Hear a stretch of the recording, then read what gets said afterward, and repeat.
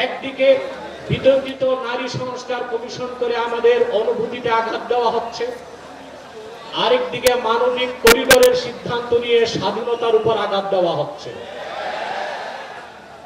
আমার মনে হয় বিতর্কিত নারী কমিশন করে আমাদের দৃষ্টি এদিক রেখে বর্তমানে মার্কিন যুক্তরাষ্ট্রের সাথে বাংলাদেশের স্বাধীনতা বিক্রির সওদাবাজি হচ্ছে কিনা সেটাও দেখতে হবে।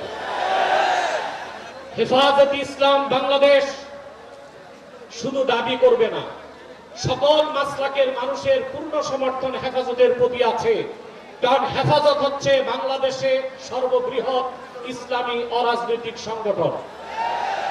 আজ আমি এই জনতার পক্ষ থেকে, বাংলাদেশের কোটি কোটি মুসলমানের পক্ষ থেকে হেফাজতের সম্মানিত আমিরের কাছে বলবো, হেফাজত রাজনীতিতে যাবে না, কিন্তু রাজনীতি নিয়ন্ত্রণ করতে হবে। 53 বছরের ইতিহাস আমাদের কলঙ্কিত। আলেম ওলামা পীর মাশায়েখ আর মাদ্রাসা ছাত্রদের পবিত্র রক্তে পা রেখে তারা ক্ষমতায় যায়, আর ক্ষমতায় যে ইসলাম ও মুসলমানকে চ্যালেঞ্জ করে। এ সুযোগ আর দেওয়া হবে না। অনতি বিলম্বে বিতর্কিত নারী কমিশনের সমস্ত প্রস্তাব বাতিল করলেই হবে না। যে নারী নামের হিজড়াগুলো এই দুঃসাহস করেছে, গ্রেফতার করে তাদেরকে আইনের আওতায় আনতে হবে। আরেকটি বিষয় হচ্ছে, ডক্টর ইউনূসকে বক্তব্য পরিষ্কার করতে হবে।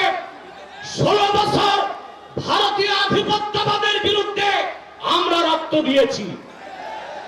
সর্বপ্রথম সকল প্রকার শিরক কুফর রামবাম নাস্তিক আর ভারতীয় আধিপত্যবাদ ও ফ্যাসিবাদের বিরুদ্ধে রক্ত উৎসর্গ করেছে শাপলা চত্বরে হেফাজতের আলেম ওলামা কর্মীরা।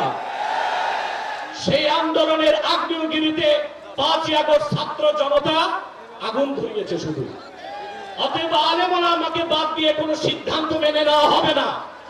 ডক্টর ইউনূস সাহেব পরিষ্কার করুন, মানবিক করিডোরের নামে বাংলাদেশকে ইন্দো প্যাসিফিক অঞ্চলে যুদ্ধের দিকে ঠেলে দিবেন না। আমরা ভারতকে শায়েস্তা করেছি, যদি আটলান্টিকের উপর থেকে কেউ আগ্রাসন করতে আসে, বাংলাদেশের প্রত্যেকটি মাদ্রাসা একটা ক্যান্টনমেন্ট হবে। সেনাবাহিনীর সাথে কাঁধে কাঁধ মিলিয়ে মাদ্রাসা ছাত্ররা দেশ রক্ষায় মাঠে নামবে। আগ্রাসী শক্তিকে বলে দিচ্ছি, আমার দেশের সবুজ লাল পতাকার দিকে যে চোখ তুলবে তার চোখ উপড়ে দেওয়া হবে। আমার বাংলার কোন 1 ইঞ্চি মাটিতে আগ্রাসনের থাবা বসালে সেই কালো হাত ভেঙে দেওয়া হবে। বিদায় লগ্নে আরো 3টি দাবি আমাদের পক্ষ থেকে।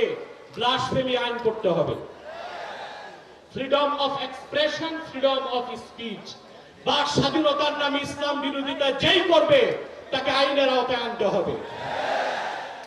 আমার দেশে অসংখ্য আলেম ওলামা নিরীহ মানুষকে জঙ্গি তকমা দিয়ে কারাগারে রাখা হয়েছে। যদি বাবর সাহেব মুক্তি পায়, তাহলে যে সমস্ত আলেম ওলামা জঙ্গির মামলায় ভিতরে, তারা কেন মুক্তি পাবে না?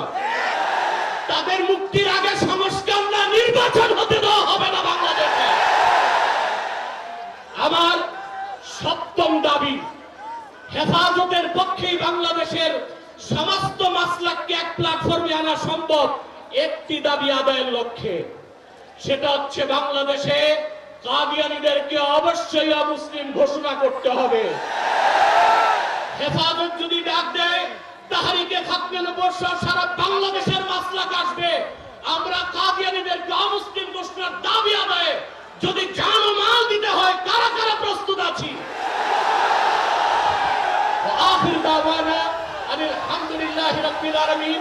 ওয়াসসালামু আলাইকুম ওয়া রাহমাতুল্লাহি তাআলা ওয়া বারাকাতুহু।